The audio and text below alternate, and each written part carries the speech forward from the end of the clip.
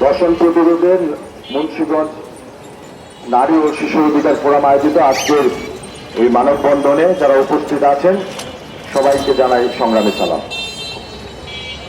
ধর্ষণ আমাদের মানব সভ্যতার মধ্যে সবচাইতে নিকৃষ্টতম একটি অপরাধ।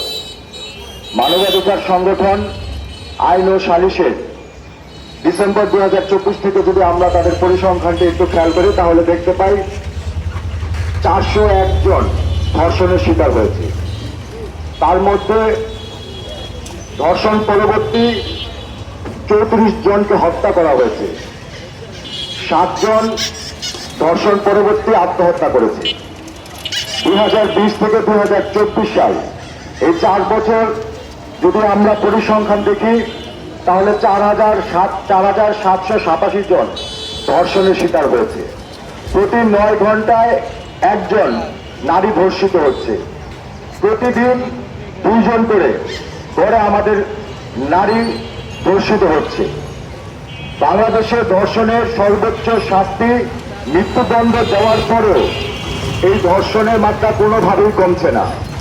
তার একটি মাত্র কারণ হতে পারে আমাদের যে আইন রয়েছে, আমাদের যে আইনের শাসন রয়েছে, সেই আইনের শাসন প্রতিষ্ঠায় ব্যর্থ হয়েছে বা যারা এই দায়িত্ব রয়েছে তারা ব্যর্থতার পরিচয় দিচ্ছে।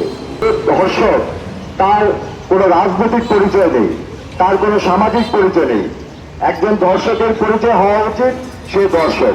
সে যেই রাজনৈতিক দলেরই হোক, সমাজের তার যেই পরিচয় থাকুক, তার গা থেকে সেই পরিচয় খুলে নিয়ে তাকে আইনের আওতায় এনে যত দ্রুত সম্ভব ধর্ষকের বিচার কার্যকর করতে হবে। কারণ আপনি আমি তখনই আইন মানব যখন আমরা দেখব যে আইন অমান্য করে বা অপরাধ করে কেউ যদি কোনোভাবে পার পাওয়ার সুযোগটা পায়। অতএব আমরা চাইব আইনের আমাদের মধ্যে ধর্ষণের যে আইন রয়েছে, বিচার ব্যবস্থায় যে 180 দিনের 6 মাসের মধ্যে ধর্ষকের শাস্তির ব্যবস্থা রয়েছে সেটি যেন অতি দ্রুত কার্যকর করে এবং একজন ধর্ষকও যাতে কোনোভাবে বিচারের আওতা থেকে বেরিয়ে যেতে না পারে। কিছু কথা দুঃখের, কারণ এখন আমিও একটি মেয়ের বাবা, আর বাবা হিসাবে আমার মেয়েকে আমি আমার সর্বোচ্চ যে দায়িত্বটা কাকে ধর্ষণ করতেছে, এজন্য এটা হচ্ছে মানবিক অবক্ষয়। মানুষের মূল্যবোধ থেকে যখন সে সরে যায় তখন তার দ্বারা যে কোনো কাজই সংগঠিত হতে পারে।